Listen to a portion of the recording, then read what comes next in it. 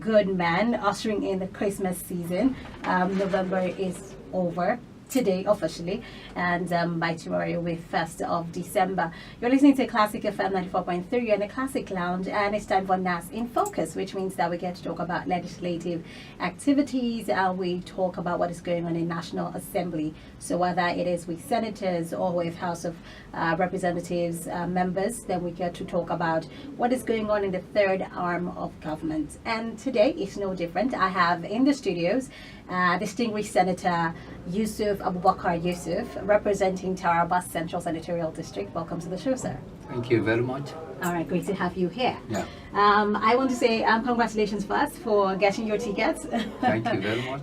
For the return to the Senate. So I do know that you are preparing for your campaigns now to return. Okay, and let's talk about that. This was your first term, in the Senate. Yes. How was the experience, coming into the legislative arm and being, a senator representing your constituents? Well, thank you very much. It's not it's not an easy ride, because I've never been in politics until 2014 when I joined politics, and I joined the current party, and certainly the learning curve, we try to shorten it, but it's a little bit challenging. But this is life. You take it as it comes, and then you tidy up your experiences of the past, and then you see what you build in it. So now that you have experienced the first term and you saw campaign then, you know what to do and what not to do for campaign now going into the second term, right? Sure. Okay, so but let's talk about the fact that the APC in Taraba State. I mean, you belong to APC in Taraba, and the party has been engulfed in this crisis in Taraba State. Aside the fact that we've had the issues of the primaries all over for the party, Taraba State in particular has had its share of issues, especially with Aisha Alasan defecting from the party. Let's talk about the crisis in the APC in Taraba State. Yeah. What's your take on that? Well, I think the crisis has been magnified. Magnified in the sense that APC as a party has not been greatly affected by the movement of our sister, the former Women Affairs Minister, Senator Jumai Al-Hassan. Quite true, she's part of the process that built up APC in Taraba, and we cannot wish her away. However, if her movement was to a bigger party, then I would have been very worried. But her movement is to a smaller party, unknown party, with little a platform built on it. That's why I said her movement will not be as effective. It's just magnified. Yes, she has moved, but where has she gone to? She has gone to a very, very relatively small party, which is very, very unknown, in the history of Nigeria and even in the history of Taraba State. So her movement, in my own, opinion, is not going to affect the fortunes of APC as people have been magnified. But what about the party itself, the situation on the party? A recent publication, I'm looking at it right here from the Daily Post. You misled us, sir, about APC Governorship Aspirant Peace Committee. The issue of the primaries, all over the country for the APC has been an issue. And now you have members of the APC that participated in the governorship primaries in Taraba State. They're accusing the Reconciliation Committee of misleading them, and they're not happy about how the primaries were handled. I want to get your take on that, how the primaries were handled in Taraba State in particular, and of course in the APC in general across the country. Do you think that the party has handled it well, looking at what's transpired afterwards? Well, by and large, yes, the party has handled the primaries well, but that does not mean that there might not be infractions here and there. But the infractions are not, as greatly, been magnified like people will say. Yes, whenever you have primaries. I mean, for a long time, this is the first time that, a ruling party has primaries in form of direct primaries. There's a difference between direct primaries and indirect primaries. So the direct primaries certainly, will have, a lot of miscommunication, as people would want to understand it. So I think the issue is different, method of primaries, have come up, in various many states. In fact, in some Yes. states, both have been applied. Yes. So, but for us in Taraba, because of the advent of our congresses, we decided to go for the direct primaries. And direct primaries to involve every registered party member in that location to come out and show their own solidarity and vote for the candidate of their choice. So do you think that it has been handled properly, the offshoots of the primaries, whether it was with governorship candidates, who are not very happy about what the peace committee is doing? Yes, normally after primaries, there are winners and there are losers, and some losers, are bound to have, a lot of complaints, whether, it has been fairly done or not fairly done. But by and large, the most important thing is, to appreciate that we are in APC, and then we are preparing, to go for our election, and we recognize the importance of every member in APC, and we want to invite every member to come forward as they are becoming the governor that was elected, His Excellency Senator Sani Abubakar, who was one time, the acting governor, has been, extending his hands of fellowship to the people that are competed with him. And I think that's how it should be, because there is no primaries where there are no fallouts. So these are also fallouts, but I think it is how we manage the fallout is what people are talking about. But in managing the fallout, it's just an extension of your hands of fellowship, and inviting our brothers to come. We sit down, we iron out what are the differences, what are the mistakes, what are the areas that we can forgive one another, and then move with one voice into our campaign. Did you think you have enough time to be able to do that before the elections in 2019? Well, in politics, they said even 24 hours is a long time period. Sure. So, but I think we have good time, so long as people are willing and able, to come forward with their own understanding to build, to build a fortune out of the party that we have today. So it is what comes after, the winning the election that will matter. But in the meantime, once we recognize each and everyone, it's recognized, it's important, it's fundamentally important. So I think that's how we should come together and then go for our campaign. Okay, I would probably come back to this later, because of the latest news from the Peace Committee reconciliation and all that in Taraba State. But let's talk about what's going on in the Senate. Okay, the Senate just a few days ago, they approved the establishment of about 10 tertiary institutions. Okay, now you're looking at the state of the education in the country, you're looking at the ASUU strike, you're looking at the colleges of education strike, the poor standard of education. Do you think that, establishing more tertiary centers is the way to go? Let me start with a quotation of a blessed, Abiola. He said, if you think education is expensive, try ignorance.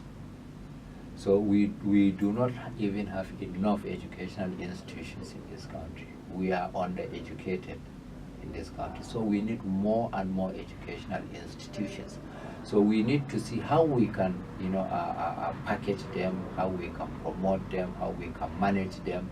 There's a colossal, corruption in this country. So if the loopholes can be, blocked, we will have enormous resources to run our educational system. I think we still need more and more colleges of education. We need more and more universities. We need more and more secondary schools, primary schools. We need them more and more, both the public and the private sector. So for me, at this point in time, we are not as educated as we should be. We are not as enlightened as we should be. So we need more and more of the institutions. So that is why, in the Senate, I think every senator, one way or the other, must have gotten, one institution or the other in his constituency. So I think to that effect, we have understood the direction that we that you wish to go. But we're looking at the ASUU strike. Can you weigh in on that? Um, Because that's also talking about funding of the universities as we have at present. Yeah, ASUU strike, I was a member of ASUU when I was lecturing as far back as early 80s in University of Maiduguri. So it is also a fundamental issue of understanding one another. I think ASUU is also taken from the point of view of corruption. There's enormous resources, to be put, to use to promote our educational system. So I think it's just a matter of sitting down with the government and understanding, the sources of revenue of government, and then, their own. Once they come with genuine demands, I don't think, anybody can say no to that. So, but strikes, are not always very good, for students, for parents, and what have you. But maybe if it is their own last option, last hope, Yeah. probably. But I think what they should do is to still engage the government, Okay. for the betterment of our students. Okay. You're in a classic lounge and it's still NASS in focus. Of course, I still have the senator representing, Taraba Central Senatorial District here, distinguished Senator Yusuf Abubakar. Yusuf, great to have you here in the studio once Thank you more. very much. And we're still, of course, having a conversation about different things, and you can join in the conversation. Feel free to send a message via WhatsApp to 0909-697-5943 or tweet at Classic FM 943. Hashtag, of course, NASS in focus, and you can join the conversation if you have questions for the senator. This is where to put them forward. Okay, so let's go on to talk about, the issue of the campaigns are starting, and right now the senators are going for oversight functions and all of that. There are people who would argue that what it means that sometimes when NASS does say they're going for oversight functions, it's just for them to get an avenue to go campaign without sitting in plenary. What is the time for you to still carry out lawmaking activities? Especially because it's a campaign season. When do you have to debate the medium-term expenditure framework? When do you have to talk about, different bills? What time do you have to do all that? Well, that is why I say it's managing our time. That is very, very important. A legislator, has to do 3, 4, 5 functions almost concurrently. While we are preparing, for our debates in the plenary, we are also preparing, our notes for our for meetings. We are also preparing, to go for oversight functions. We are also, preparing to go for our representation back home. So you have to manage it in such a way that you don't one session does not suffer. But yes, we are managing it well. Within the last 1 month, the Senate has said, all committees should go and do, the oversighting of the MDS that are under their own jurisdiction. So, and for us in the science and technology, for us in the trade and investment, for us in finance, yes, we have done that, or we are still doing that. So we have met a lot of our MDS, and we have scrutinized, our relationship with them, their relationship with their budget, the budget performance, and what have you. So it is normal that we have to do these things, and then And still campaign on the side. And then do our campaign on the side. We run, 2-3 days. We go to our constituencies, then come back, come and do 2-3 days, and then run again. And then go back again. But let's talk about the oversight functions. I mean, you went for oversight functions to which MDs, and how did that go? In science and technology, we did, we went to Naseni, we went to the incubation, we went to the headquarters, of science and technology, and in trade and investment, we went to Corporate Affairs Commission, we went to Financial Reporting Council, we went to Trade Fair Complex, we went to NEPSA, and then we went to a couple of others too. So let's talk the performance of the MDAs and the budgets, the 2018 budgets. The performance of the budget is not as good as we had expected. I think the disbursement so far is relatively to 20-25% to the MDS, and many MDS are saying that with the little money that is given to them, they will not be able to disburse. And then, fund, fund, their capital projects. But be that as it may, in budgeting, you always, make your arrangements, and prepare for the coming of the money. But we know, just like what you have talked, about revenue, so it is also, a situation. Yes, the price of crude oil went up to about 80. It has come down now. It is about 57 or thereabout now. So they are all, all issues that are put together, in the federal government. But we always talk about federal institutions. But we are forgetting, the big chunk of the money that is going to the states and local governments.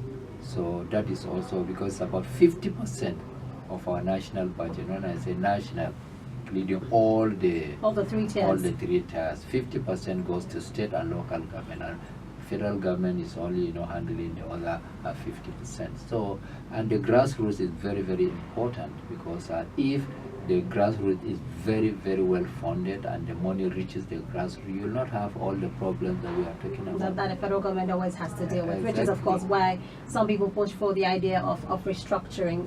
What is your take on restructuring? Restructuring what? For me, I think what we will restructure is our habits.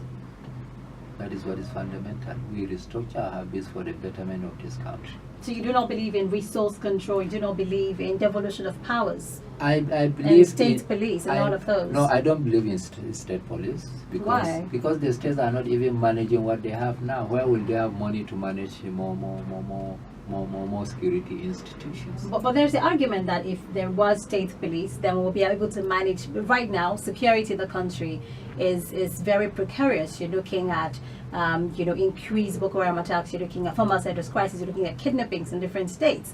And there are people, security experts, who have put forth the argument that if there was state police, which means that you're getting the police people from the locals, from the people there, then they will be able to manage the situation better, they will be able to gather intelligence better, and they will be able to act fast without having to wait for a directive from Abuja.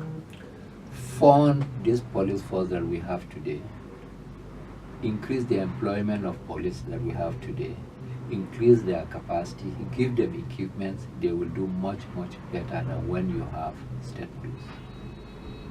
So you do not believe in state police, basically? I don't believe at all. What about devolution of powers and resource control? Yes, devolution of power. Yes, there are some institutions, that federal government are holding which shouldn't have been held by federal government. It should be devolved, to states, and even local governments. So I believe in devolution of powers, but to the extent that, it preserves the corporate, entity of Nigeria. But do you believe that the system that we run presently, there's an argument for the fact that what we run presently is not a true federalism, that we run more of a centralized government than a federal government? Yes, but you should also, remember, up till now we have the military hangover. So now the military hangover would have to devolve gradually. It's been almost 20 years. 20 years in the life of a nation is not much. We are just in a hurry. America is 250 years of democracy.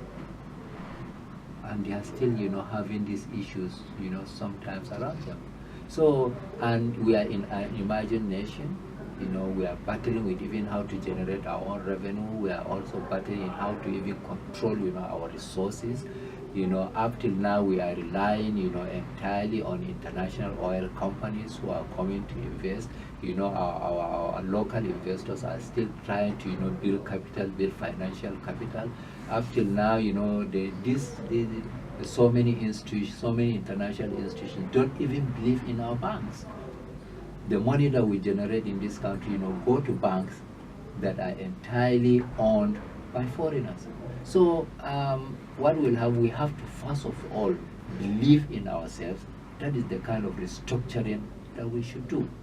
I'll give you another example. We spend enormous resources on imports. So we have to curtail, our own interest in our own taste for foreign goods. So these are the kind of attitudinal restructuring that I think we should do before we talk about devolving power or breaking. You don't think of that the if you structure. devolve power and we do restructuring like people are asking for, it would lead to attitudinal restructuring, like you're saying? You're saying that attitudinal should come before that. Change begins with me. Aha. That's a line that your party has not used in a long time. Yes, but you see, they are using it. Change begin with me. Let me change my attitude. Me first. Maybe your party needs to start saying that again, because we haven't heard that in a while. No, well, the minister just talked about it even yesterday, the Minister of Information. Oh yeah, maybe after a very long time. So, we haven't heard that phrase. But the issue is really, this change must begin with us first. Before we talk, because your party wrote in with restructuring. They did say they were going to do restructuring. Yes, I agree. What I'm saying that what kind of restructuring? For me, why hasn't your party been able to define what kind of restructuring they wanted before they got in? No, this is politics. This is political. If you are talking about restructuring, there are so many issues that will come into play. So is it devolution of powers, or is it attitudinal change, or is it moving from or breaking up into or creating our zonal regions, making it regions and what have you. So different people define restructuring differently, even within the APC. So why hasn't the APC been able to harmonize that, knowing that this is part of the mantra you wrote into power with? Why wasn't that harmonized and put together? The committee was set up, under the chairmanship of the governor of Kaduna State. They have submitted their report, and their report has been, distributed to the various subcommittees who are working on it. So very soon, APC will come with a position on the restructure. Okay.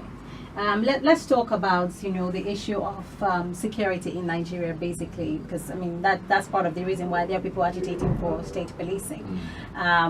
We have this offshoot, or like an upsurge of Boko Haram again, and we've had killings and all that. I mean the Senate did take a recess for the slain soldiers.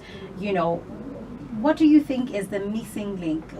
What do you think the government is not doing? How do we make sure that Boko Haram is defeated? Not technically, is defeated. Yes. First of all, let us understand one thing. We have different security agencies operating in this country, and these security agencies need to be properly coordinated, and they need to be properly equipped, properly funded, and then are properly managed. So if you have links where among the different agencies, what is the role of the police, what is the role of the army, what is the role of the Air Force, Navy, social, institutions. So we need a proper coordination, which is supposed to come under the Office of the National Security Advisor. So if the National Security Advisor is given enough room, to coordinate with due respect from other agencies, other security agencies, I think it is the coordination that is very, very, very, very. You think that's what is missing right now? I think the coordination is not proper. We need to revise it. We need to revamp, the way we coordinate, all the security agencies. And there's a lot of, in my opinion, a lot of, indiscipline within within the structure of the security, agencies, where the juniors, hardly respect the seniors, and even our employment, into the security agencies, where we involve the big people like the senators, big people like the members' House of Representatives, or the big people in the economy, and saying that employ this. In my opinion, it's good to say employ from my place, but let it stop there. Don't start to bring names forward. Don't give people that you bring in the impression that you can do and undo, because if there's a problem, these people will run to you, and you start talking to the head of the agency. So I think we need to fine tune a lot of issues in the area. What about the welfare? welfare, I talk about funding. Yes, we need to improve, the welfare, and that is why funding and equipping. In fact, even if the welfare is not very good, but you have an excellent equipment given to the security agencies, their morale will be high. So it's to see, equip them, provide good welfare, and then their morale will be high. And I think these are some of the missing links that we have. You mentioned the fact that you feel that the national security advisor should be given enough room to work. Do you think presently he is not? I don't want to talk much on that because it is a national security issue. But I think he should coordinate. He should be given the powers to coordinate. To coordinate better. Let's go to Taraba State, the state, of course, that he represents, and talk about the farmers' headers clashes, that have been there, and the issue of herdsmen issues and farmers issue. What do you think is the solution? What is your take on that? For Taraba, there is no serious issue of farmers' headers. Are you sure? It is not farmers' headers crisis in Taraba. What do you think the crisis is then? It is crisis. It is it is crisis. Anchored on political interest. So when we see news from Taraba State about people killed, farmers' herdsmen clash in Taraba, I mean, because I can see different stories here from different dates about, whether it was in April, herdsmen killed 5 in first Taraba attack, and then you go back to August, 4 killed, 8 injured in ongoing Taraba communal clashes from the Vanguard newspaper. You have a curfew imposed in Taraba over herdsmen farmers clash, and that was in March. This is from the Punch newspaper. 15 killed in attacks in Fulani communities in Taraba. That was from Sahara Reporters in March.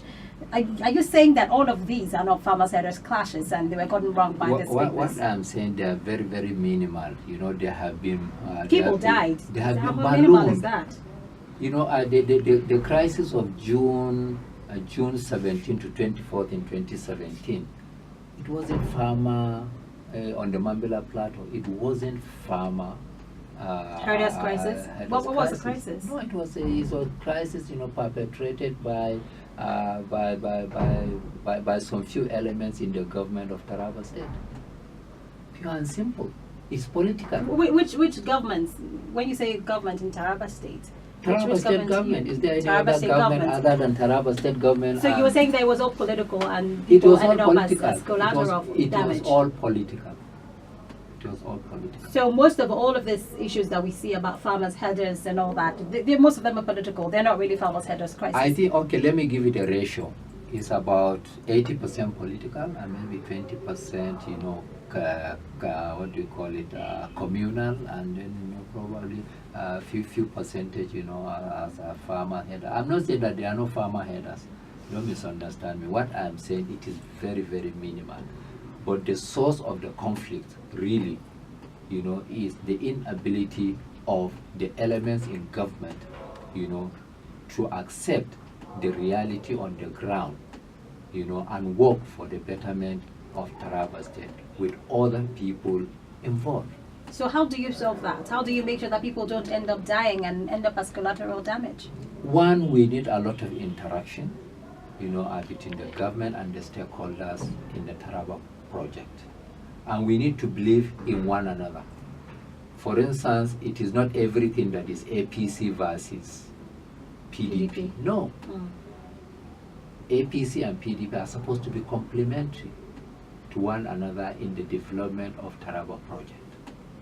So, but what is happening is like anything APC, push it by the side. For instance, so many APC supporters don't even think that it is their own right for the government of Taraba to provide the facilities.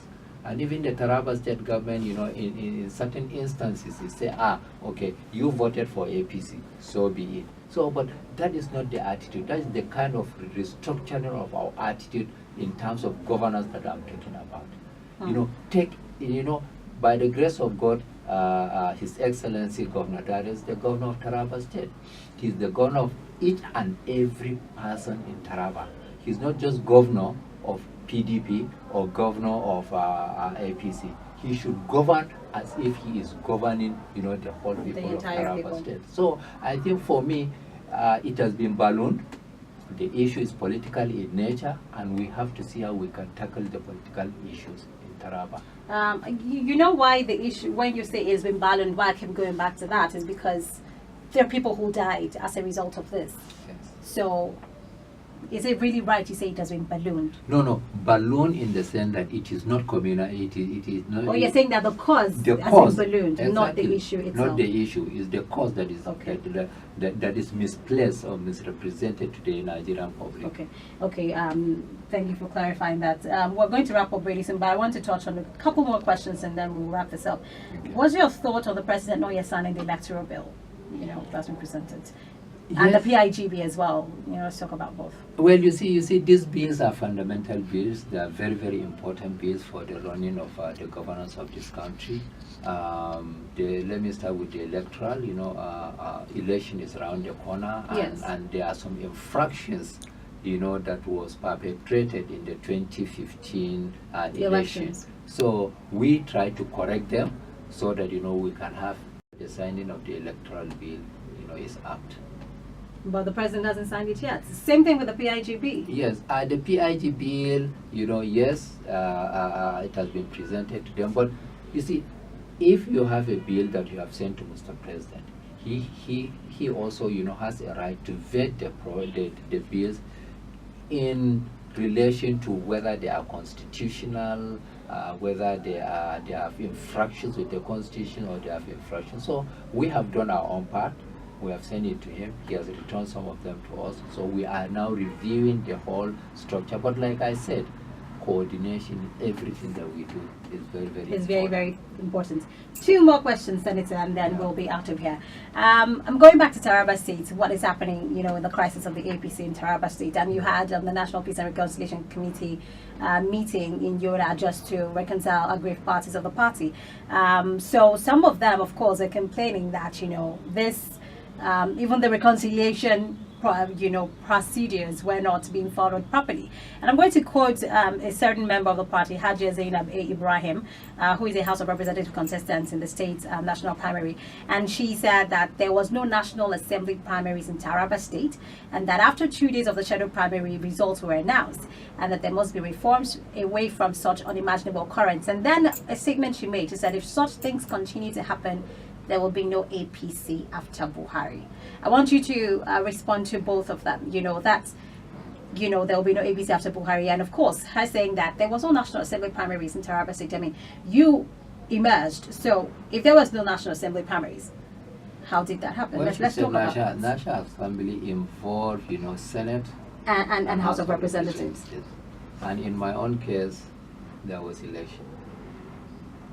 So you were saying it happened. So it happened.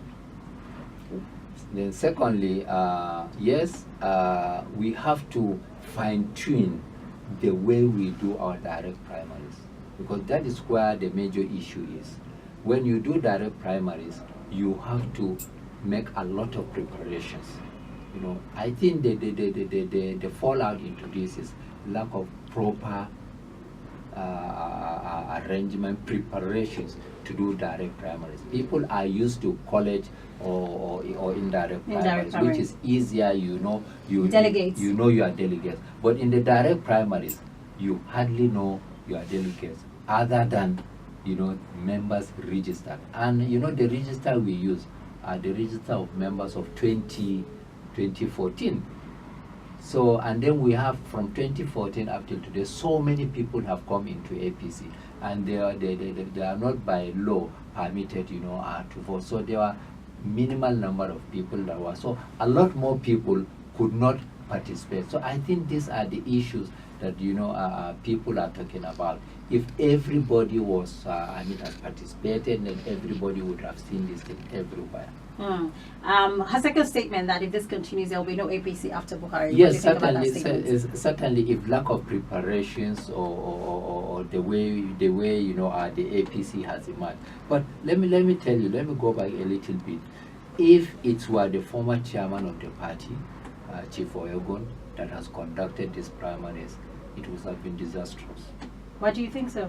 Yes, because the problems of APC emanated from the kind of leadership we had before the advent of Adam Oshimole. So you don't agree with the people who are saying that Adams Oshomole is a problem of the party? No, I don't think it's a problem. Adam Oshomole is not the problem of the party. The problem of the party, if there is one, is all of us together as problems of the party. But now you're taking it back to Chief John Odigi Oyego, who is no longer the Yes, chairman of the party, but you're saying that he laid the foundation for what is going on now? Exactly, that's the point I'm saying, because party needs a lot of discipline. He was not strong on discipline. He was not That's strong what you're on, saying. he was not strong on discipline. So party has to be supreme. So if now Adam is trying to bring a change to say that, look, party should be supreme. But if you're saying that, Adams Oshomole is trying to bring discipline into the party, and then the president, disagree with Adams Oshomole when Adam said that all party members should withdraw their cases from court, and all that, and the president saying, no, you feel free to take your cases to court. How is that not conflicting? How do you put your party together when it seems the president and the chairman of the party have different opinions? In my own opinion, these are not conflicting issues. If the party said, look, exhaust every avenue of your negotiation and reconciliation, if you fail to, then you go to court. What the president said is not contradicting this. He said, after you have failed, you have the right to go to court. So you feel there's no contradiction? But no contradiction, because if you don't exhaust all avenues, then is it right for you to go to court? Because of time, I can't really dwell too much on that. But she was also saying that the party should return the money that aspirants use in obtaining nomination forms.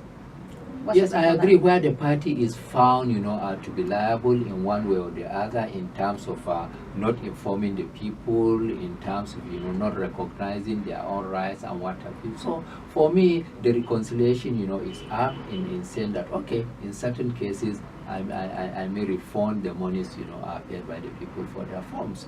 So like I have said, let us accept the fact that it is not mandatory for one to register as a member of the APC. There is no there's no force in that. But once you become a member of the APC, you must work within the ambit of the constitution of the party. The party says exhaust all avenues of reconciliation. Unless if that one is not, then you can go to court. Even the party allow people to go to court. Okay. So what the president and the chairman said, they are not in contradiction to one another. All right then. My very last question, the big elephant in the room, I always ask any senator that comes in about this, and that is talking about, the allowance of the senators.